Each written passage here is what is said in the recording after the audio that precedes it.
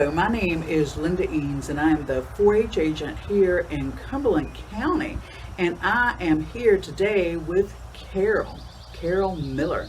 Carol is a horsewoman and is a 4-H volunteer for the State Horse Show here in Virginia. Carol, thank you so much for being willing to talk with us today. Oh, I'll always, if you're going to talk horses, it's wonderful.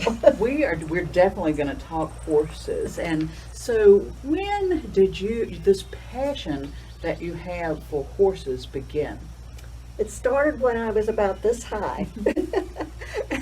I lived in the city in New York, and when I could hear a horse going down the road, down the street, because everybody had horses in those that, to take go here and there and whatever. This was a long time ago. And so I would run to the window and look to watch the horse go down. And I just loved horses, and I kept begging my mother that I wanted a horse.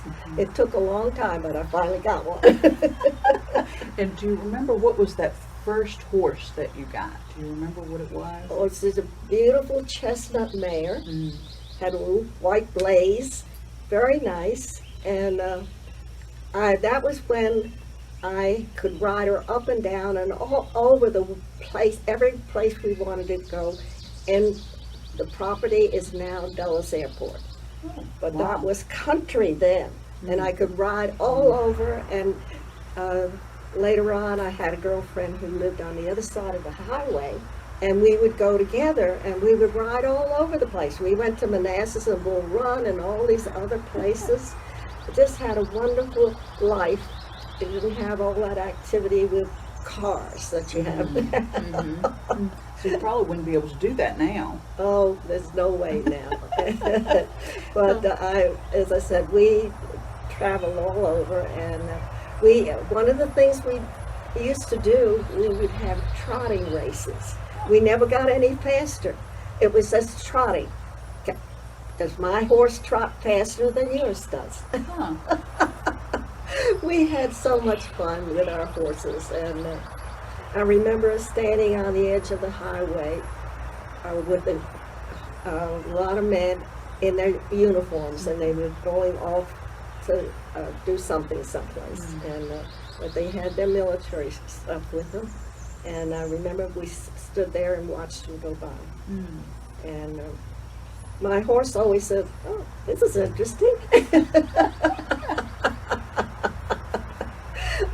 I was very lucky. I had really wonderful horses, and a lot of them that I had were off the racetrack.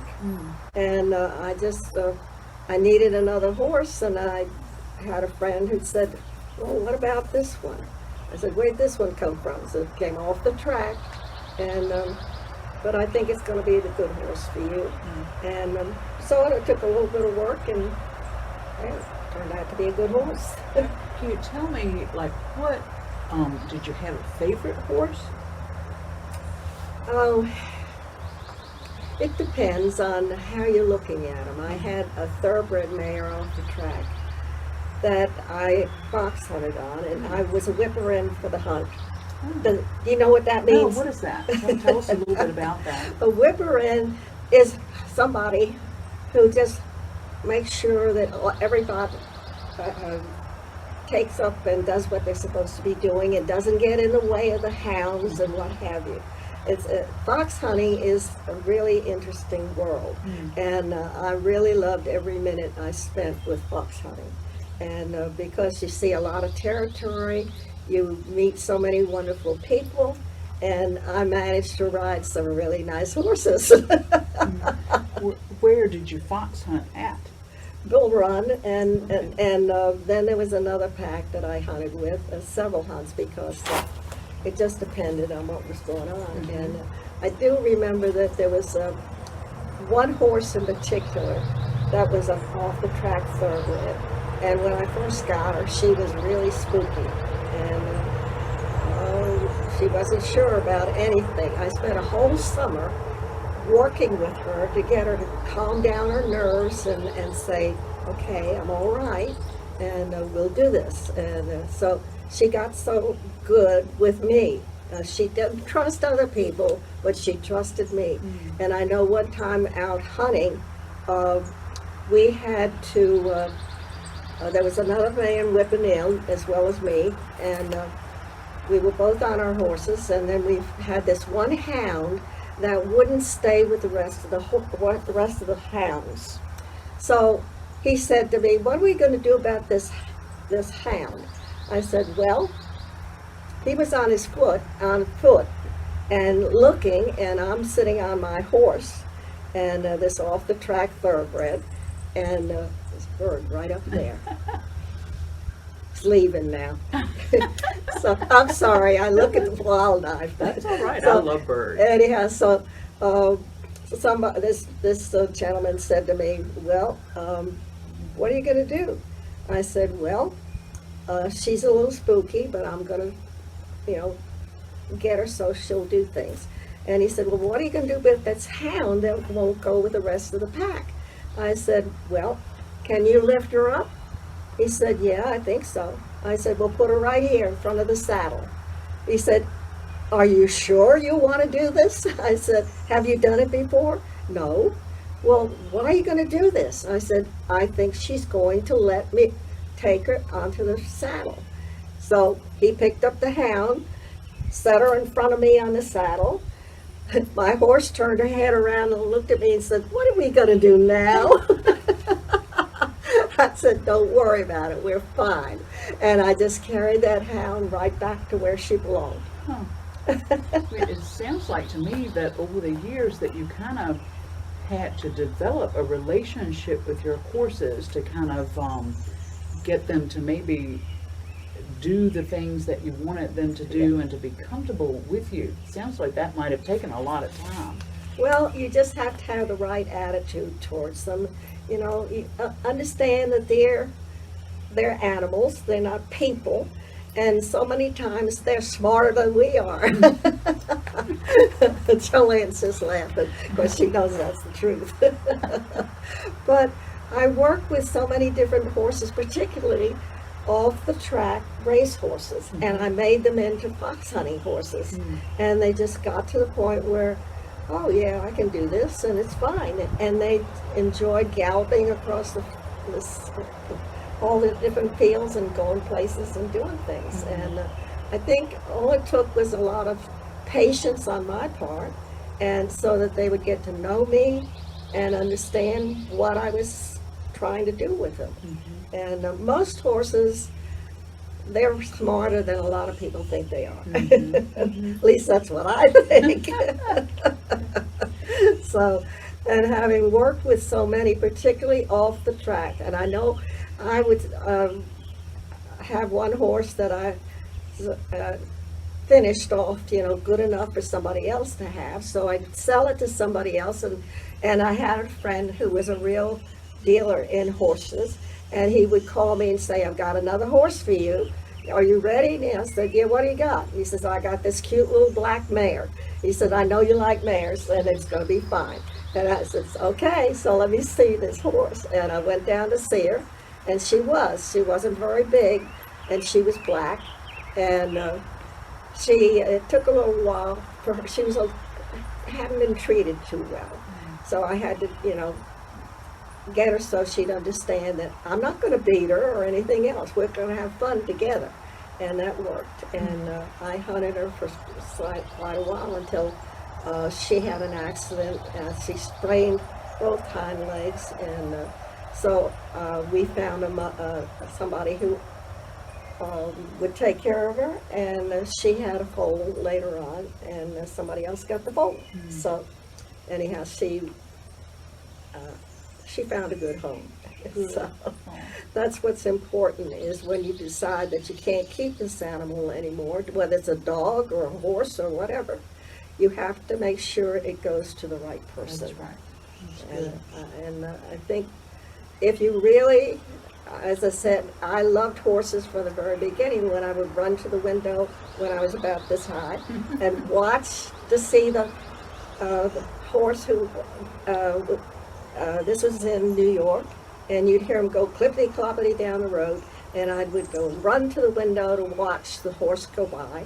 And then if I watched long enough, I'd see there would be two men leading horses, and they would take them down the side street to the farrier and get new shoes on them. Oh.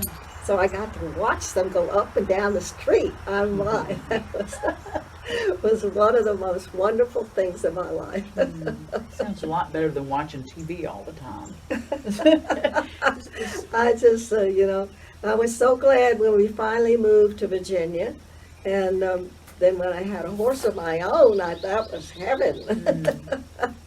So you spent a lot of time with them. When you were training, excuse me, the horses, did you train them specifically for fox hunting, or did you train them for other competitions? Well, I think basically what I was training horses for was for them to do what I asked them to do, whether it was doing this or doing that. They needed to be intelligent enough so that they would learn how to do things. And if it took time, as I said, this one horse that had trouble, it took a while to teach her to fox hunt, because you carry a whip with you. Now, you don't hit anybody with it. You just wave it around to get the hounds to go back to the master when they're supposed to. And it's just something that tells you, pay attention, you have to do this. And you don't hit them. That would be very bad if you did. Yeah. So, but when I bought this horse off the track, she was so upset, so hot. And what I did, I spent a whole summer. I had her in a paddock next to the barn, and I turned her out in the paddock, and I would sit on the fence, and I'd swing my whip back and forth, back and forth, back and forth, back and forth. In the beginning, she was way over here. Later on, she came over and said, "How's this?" But she got curious. She was very smart anyhow. And so she'd get closer, and I never hit her. But she'd see me swinging it, and then I'd go over here and swing it on this side, and she got used to it all, said, "I guess it's okay." And then I got on her. We were still right in front of the barn, and I would sit on her right there, and I'd swing over here, and I'd swing over here, and then I'd drag it over her head, and she just said, "It's okay, that's what you're doing, we're fine." And she was a really good horse. Somewhere I do have a picture of her coming across a big field in a place that's all houses. It's terrible what they've done to me. What you're looking at here with trees and flowers and what have you, that's what God gave us. And now we've got people who are surrounding us with these big buildings and the cities and noisy cars and all this stuff, and they don't know what God has given us, and they're ignoring it. And to me, it's terrible. And that's why my husband and we kept moving from Northern Virginia, because we started there. It was country when we first moved there. Then here came Dulles Airport, and we had to move. We moved, I think, 3 or 4 different times, trying to find a country place to live. So what we did was we finally found Cumberland. And nobody wants to live in Cumberland except we do. I love Cumberland. So do I. But you have to go miles to get groceries or whatever. It does have its challenges. Yeah, but that's okay. That's okay. That's okay. It definitely has its benefits too. So, how did you get involved in 4-H? Well, what happened was there was a 4-Hers in Northern Virginia, and what was his name? It was a gentleman who started with an A. Allen? No, it wasn't Allen. Hardin. That's it. You got it. Hardin. And somehow or other, I got interested. I knew that they were having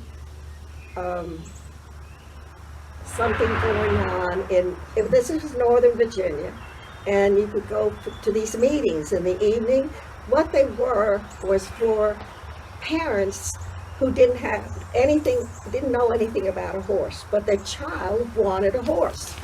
So what they would do, and the parents were trying to learn and about horses, so they knew what their kids were trying to do.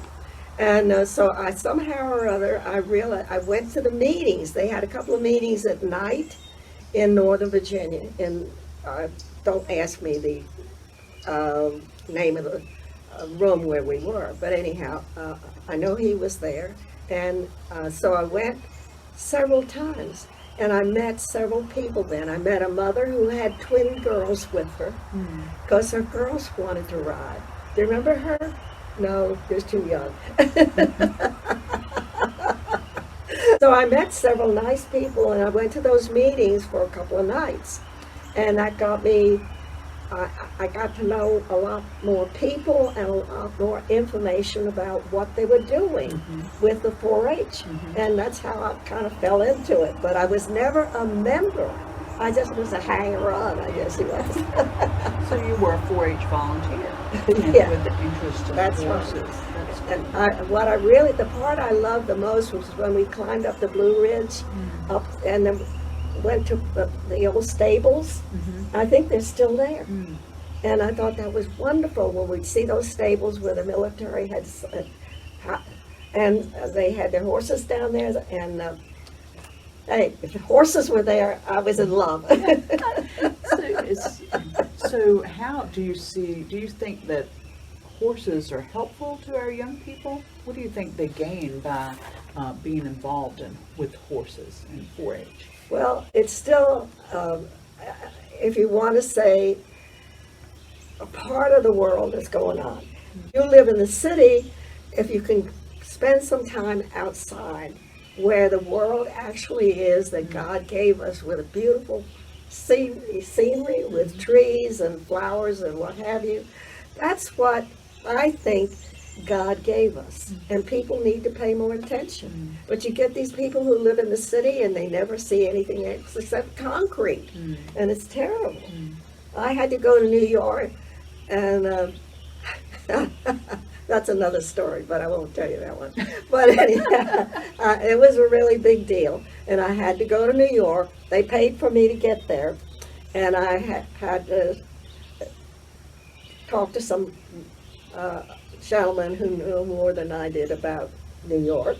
Anyhow, so I'd spent some time there, and then it was time for me to go home. And the gentleman who helped me around said, well, you got about this much time. You can go shopping now while you're waiting for us to take you to your train. And I said, thank you very much, but I'll sit right here. I said, I've seen all the concrete I want to see. He looked at me like I had two heads. He said, what? I said, I'm a country girl. I am not a city girl. I can't wait to go home. Great. So how did you get into the horse judging world? Well, that just, it was just that the 4-Hers needed somebody to help them. And they said, you know, they knew I wasn't riding. I was just watching with them, and I could give them some advice here and there. And that's how it happened. How many years did you do that?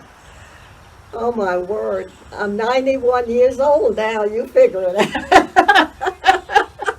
A long time, it sounds Yes, like. it was. It That's was. great. And, you know, I enjoyed every time I went to a horse show. And a lot of the shows, you know, I'd stand around and watch. And the 4-H, the kids would come up and say, help me with this. I was always the one who had bandages, or do you have something that, what do I want? To tie things together, or Band-Aids or whatever. I was always the person who had all the stuff that the kids needed. And they knew it, so they always came to me and said, I need a hairpin. Do you have one? I said, here you are. Are are you still in contact with any of those 4-Hers over the years? Do you have any contact with them? No, we all went our different ways. Ways. Yeah, but I enjoyed every minute of it, even and particularly when we went up in the Blue Ridge, and it's such a beautiful area, and I knew it was a horse world out there, and and seeing the stables, and we went there and stayed there one time at least, I think. Yeah, and. Because, oh yes, that was definitely.